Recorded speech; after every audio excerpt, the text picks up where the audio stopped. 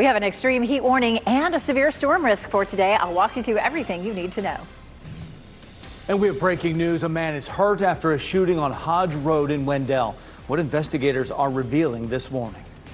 And heat and health. Record temperatures are not enough to stop construction across the state.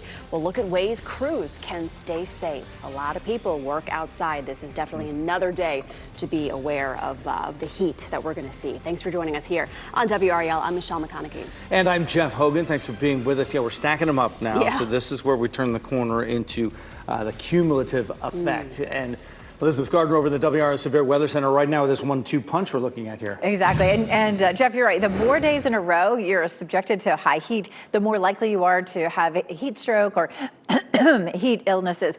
We do have that extreme heat warning again today. And then we also have a severe storm risk. That's going to be mid to late afternoon. It's a level 2 risk for most of us. And that means that we could see some scattered storms that could produce some wind damage. Heading out the door right now, it's 80 degrees in the Triangle, 80 in Fayetteville, 79 in Rocky Mount. It's a very warm, very sticky start. We take a live look at downtown Raleigh. Skies are clear right now. And again, 80 degrees, our dew point 76. That's even higher than yesterday, which means our heat index just keeps on climbing. This is a look at our hour by hour heat index. Likely to feel like 101 by lunchtime and 105 by 6 o'clock this evening, topping out at around 110 to 111. Here's a look at our severe threat for tomorrow. We'll also have a severe threat. Futurecast for today, again, starting off pretty quiet. This is lunchtime. Once we get into the middle of the afternoon, we start to see some thunderstorms popping up across our area. Notice the clouds begin to fill in. Around 4 to 5 o'clock, a few cells bubble up. It looks like those cells may be fairly slow moving, so they'll likely produce some heavy rain and the chance for some wind damage. Our hour by hour forecast, we're back up to around 100 degrees this afternoon. We'll talk about how many more record highs we could see coming up. Breaking news, we're following. Sheriff's deputies are investigating a shooting in eastern Wake County. It happened around midnight on Hodge Road right near Wendell. Ali Kadlubar is in the WRAL Breaking News tracker this morning. What have you learned about this investigation, Ali? Yes, Jeff. Well, deputies were just leaving the scene within the past hour. That's where we were. That's also where a man was shot late last night. This is video from the WRAL Breaking News tracker. Multiple sheriff's deputies blocked off the road, that's Hodge Road, and a house with tape. You can see evidence markers scattered on the road. Wake County Sheriff's Office said deputies responded around 11:50 last night to Hodge Road. They found a man with gunshot wounds. He was taken to the hospital seriously hurt. They also found a home damaged from gunshots as well. Now, the sheriff's office said that the shooter has not been arrested. We're still working to find out the identity of the shooter as well as the condition of the victim. Reporting in Wendell, Ali Kadlubar, WRAL News. In the Middle East, a ceasefire appears to have held overnight after a contentious day yesterday between the two sides. An initial assessment from the Defense Intelligence Agency found that the U.S. airstrikes on Iran last weekend were not as effective as President Trump said.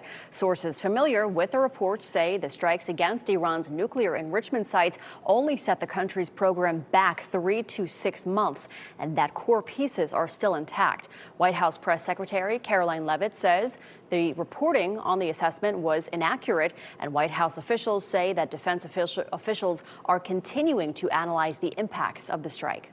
While many people across our area are trying to stay inside to avoid this week's triple-digit temperatures, construction crews are facing new challenges thanks to these elements. WRAL's Laura Levine joins us now on I-40 near Rock Quarry Road to talk about how workers can stay safe in this heat. Laura, good morning. Jeff, good morning. Right now we are standing on Rock Quarry Road overlooking I-40, and we're talking about the people who spend hours on end really working to improve our road conditions like this to make your commute smoother and more convenient. And this week they are facing dangerous conditions to do so. The Department of Labor says every year thousands of workers across the country suffer from serious heat-related illnesses. If not quickly addressed, heat exhaustion can become heat stroke, which has killed on average more than 30 workers annually since 2003. So the NCDOT tells us they take several measures to ensure worker safety. That includes adjusting work schedules to perform the hardest tasks during the coolest parts of the day, providing employees with loose-fitting cotton long sleeves, chilled bandanas, and frequent breaks in the AC. And workers are also equipped with steel-toed boots to safely work and stand on asphalt. Now, the DOT says crews are also trained to monitor each other for those signs of heat stress and heat-related illnesses. Of course, as usual, as they do each and every day, they also emphasize the importance of public awareness on the crews in the work zones, especially on days like today. Laura Levine, WRAL News, live in Raleigh. The Wake County Medical Examiner is working to determine how 3 people died in a Garner home. Firefighters were called to the home on Rand Road yesterday about 9:30 in the morning. Crews found the bodies of 49-year-old Shannon Collins, 2 teens, and 2 cats inside. We've reached out to a 4th person listed as living at that home, but they did not want to comment. The Wake County Sheriff's Office is handling this investigation. The bodies of Minnesota State Representative Melissa Hortman, her husband Mark, and the couple's golden retriever will lie in state at the state capitol in St. Paul Friday. The couple was killed in their home June 14th in what authorities say was a politically motivated assassination. Hortman will be the first woman to lie in state at the Capitol. A private funeral will take place Saturday. 8 adults face charges in what U.S. Marshals call the largest child rescue operation in American history. Operation Dragon Eye took place over 2 weeks, involving dozens of agencies. Florida's Attorney General say law enforcement recovered more than 60 children who were reported missing, endangered, or were being trafficked. The children range in age from 9 to 17 years old. And the man charged with supplying chemicals used in last month's bombing at a fertility clinic is dead. Prison officials found Daniel Park unresponsive at the Metropolitan Detention Center in L.A. yesterday morning. Employees took him to the hospital where he was pronounced dead. The 32-year-old was arrested earlier this month in Poland and taken into FBI custody at JFK Airport. Investigators say Park collaborated with Guy Bartkus, who died in that blast on May 17th. People in western North Carolina are hoping to get a boost in tourism from a $750,000 grant. The grant is from Dogwood Health Trust. It was awarded to the Blue Ridge Rising Initiative. The action plan was developed before Hurricane Helene, but the development strategies are even more crucial now after it. The money will support programs in 11 counties impacted by Helene. Where we're going to help you find the little communities like Spruce Pine and Little Switzerland that might not have easy access right now from the Parkway, but we're going to promote some wonderful experiences in those communities. The Dogwood Health Trust is a private foundation based in Asheville. It focuses on dramatically improving health and well-being in western North Carolina. At least 20 people were hurt when lightning struck the water at Lake Murray in South Carolina. The lake is near Columbia. More than a dozen people, including several children, were taken to a hospital. Everyone is expected to be okay. Johnson says that her son is shaken up, but she will be fine. A few ways to avoid a lightning strike. Remember the phrase, when thunder roars, go indoors. Just get inside, seek shelter immediately. Enclosed buildings are the safest place. Don't rely on trees for protection. Tall, isolated trees are more likely to be struck. Don't lie flat on the ground because lightning can travel through the ground. Stay away from open spaces like parks and ponds and beaches. Finally, wait at least 30 minutes after the storm to resume outdoor activities. A local nonprofit is stepping up to help feed children during the summer break. Starting today, the Poe Center for Health Education will offer free lunches and health education activities for children 18 and under. Meals will be served at 11:30 every Wednesday through July 30th at Playwell Park in Raleigh. Educational health topics include nutrition and physical activity, dental health, summer safety, and gardening. A dream vacation turns into a nightmare. This great trip he planned, he has no memory of it. I don't know if he'll get that back. Now, the help a local family is looking for to get home as a debilitating sickness has them stranded now for months. And Museum in Danger, a cornerstone of the Wilson community facing the risk of closing, the struggles it's facing and how you can help it stay open. From the WRAL Severe Weather Center, North Carolina's most experienced team of meteorologists.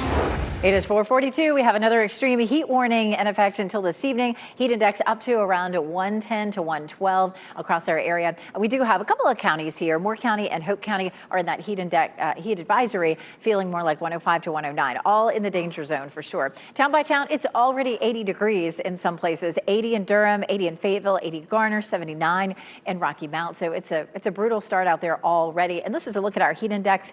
By 10 a.m., it feels like 95. Yesterday, it already felt like triple digits by 9 a.m. So we'll see how that goes for us.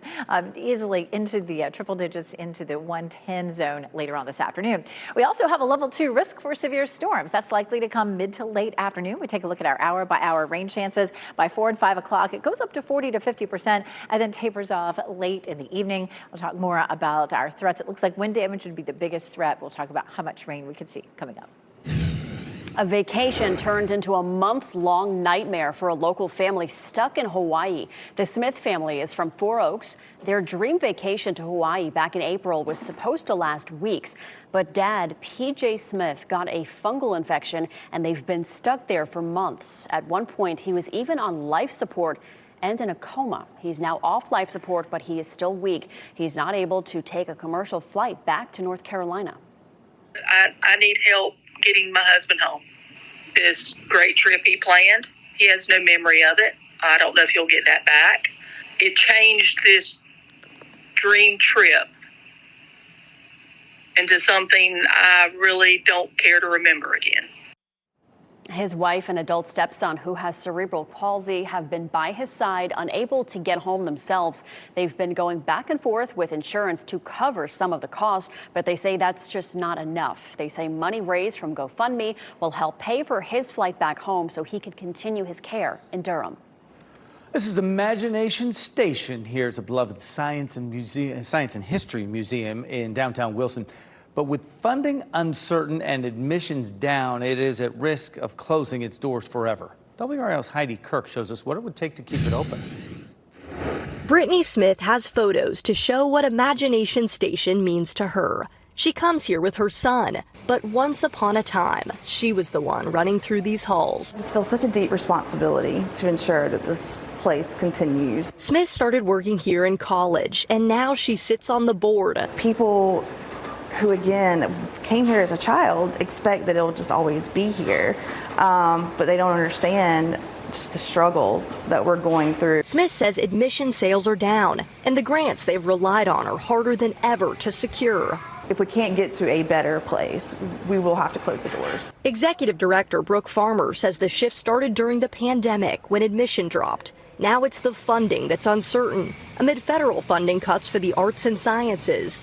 We don't receive any direct federal funding, but as federal funding changes, then some of the organizations where we could apply for grant funds decrease. WRAL News reported earlier this year on how federal changes are impacting other museums across the Triangle, including after the Institute of Museum and Library Sciences, or IMLS, put its employees on leave. Everywhere you look, you'll see that grant funding in action. For instance, this exhibit right here was funded partially by the IMLS. The board will now have to rely on the community more than ever to keep the doors open. I always loved this quote about museums being a world outside of your reality. That's what I like about museums and science centers and what they can be. It's what Imagination Station is and can be. Heidi Kirk, WRAL News, Wilson County. And if you'd like to help the Imagination Station, we have a link on WRAL.com where you can contribute or purchase a membership. Many businesses in western North Carolina are feeling the impact of heavy traffic. Tens of thousands of drivers are coming through Hot Springs while crews work on I-40 after a rock slide. It happened last week at the Tennessee line. Many people say this is affecting tourism and reservations. No word on when the interstate will be back to normal. Due to the prolonged heat wave, Wake County is extending its cooling stations to help people stay cool. The county's temporary cooling stations will remain open through at least Monday, June 30th. You can find relief at Wake County Public Libraries as well as regional centers and health and human services centers. And we have a list of those dates and hours on our website. Just search cooling stations. And if you can find one, you'll be so much better off with the heat that is on, even at this hour of the morning. It is. It's 80 nasty. degrees right now. It's just crazy. It's even warmer than it was this time yesterday. Yesterday we were in the upper 70s. But the extreme heat warning continues for today, feeling like 110 to 112. Of course, 2 counties back here, Moore County and Hope County, are in the heat advisory. And that's where everybody will be tomorrow. That's one step down, but still in the danger zone. That heat index 104 to 109 for this afternoon. You know, typically we're not showing the heat index at 4:48 in the morning, but it is 80 degrees and it feels like 86 in Durham and Raleigh. It feels like 82 in Rocky Mount, feels like 86 in Fayetteville. So already there is a heat index at 448 in the morning. That's just crazy. So today's obviously a weather alert day. It's going to feel like 104 to 112 for all of central North Carolina. All right, stepping outside, it feels miserable out there. Our dew point is at 76. That's very high. It's just a measure of moisture in the atmosphere.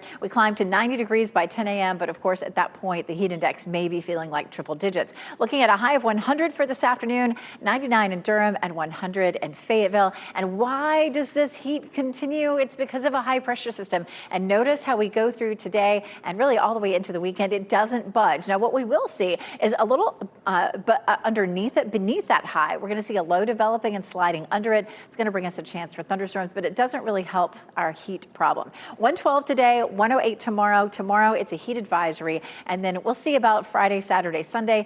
Typically 105 is the threshold. So we could have a heat advisory Friday, Saturday, and Sunday. We'll let you know. The Weather Service will probably issue those a little bit closer to the date. So what to know? Highs will be 92 to 98 all the way into the weekend with heat indices at 100 plus. More heat advisories are likely. How about records? On Monday, we set a record of 100. Yesterday, we set a record warm morning and a record afternoon high. Right now, 80 degrees would be a record if it stays there. If it doesn't drop below 80 this morning, that would be an all-time record warm morning low. Whew, all right, how about a different topic? Yes, we have a chance for strong thunderstorms. It's a level 2 risk. Those storms are likely to pop up mid to late afternoon. So starting around 4 or 5 o'clock, we'll see a few cells. Notice they're not moving very fast. Notice that a lot of us won't see them, but where the cells develop, we could see wind damage and we could also see some heavy rain. Thursday and Friday now are level 1 risks for severe storms, and we'll get into that a little bit more coming up. Today is actually the last day that we have a triple-digit high in our forecast, but it's really not going to change the way it feels outside. I'll talk more about those heat indices coming up. All right, thanks, Elizabeth. Improved housing, the upgrades to thousands of homes at Fort Bragg that are designed to improve wellness for troops. How about cooling your hot car? In the next hour, 5 on your side shows you the surprising trick to bring the temperature down quickly as soon as you hit the road. A heartthrob in the 1960s, Bobby Sherman has died. The singer and actor was best known for his breakout part on the series Here Come the Brides and songs like Little Woman. His wife shared the news on social media, writing, "Bobby left this world holding my hand, just as he held up our life with love, courage, and unwavering grace through all 29 beautiful years of marriage." Sherman was 81 years old. A new documentary highlights the career of the Piano Man himself, and R&B legends Brandy and Monica hitting the road together for a tour. Douglas Hyde has your Hollywood Minute. They say that these are not the best of times, but they're the only times I've ever known. The life and times of Billy Joel are chronicled in a new 2-part documentary, Billy Joel and So It Goes. Part 1 debuts on HBO and HBO Max on July 18th, with the second installment coming a week later. The documentary is built around new exclusive in-depth interviews with Joel, his family, and some of his famous musical collaborators. You ready? I've been ready. What are we waiting for? The wait is over. Brandy and Monica are launching their first ever co-headlining tour. The Boy Is Mine duo embarks on a 24-city American concert trek beginning in October. Tickets go on sale later this week. We're taking landmark criminal cases and recreating them, using our own trial lawyers and yours truly as the judge. That's Judge Judy on the premise of her new show, Justice on Trial. The 8-episode series weaves in reenactments and news footage as it examines some of the most impactful trials in history. Court's in session July 21st on Prime Video. In Hollywood, I'm Douglas Hyde. Fort Bragg is upgrading residential housing on post. It's installing wellness solutions in more than 2,000 homes. These pictures were posted on social media of some of the new additions. They include portable air purification units, under-sink water filters, night lights, and humidity control switches. Hungry goats to the rescue in Michigan. In Flint, Michigan, goats are being used to gobble up an invasive plant known as blackthorn. Landowners are hoping the animals will help to clear away an overgrown area to make way for a community park there. The only proven chemical to get rid of the invasive plant has been known to cause cancer and other harmful side effects in humans. And the goats just love munching on that plant, so this is a win for everyone. Tasty. All right, coming up, AI in the classroom. Today, Wake County Schools is considering a new district-wide policy, how it could affect the way your child learns.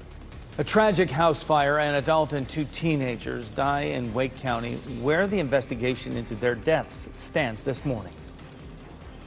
And we are following breaking news, a shooting in Wake County. This is a live look from the WRAL breaking news tracker at the scene in Wendell. What we know from law enforcement who have been there since midnight.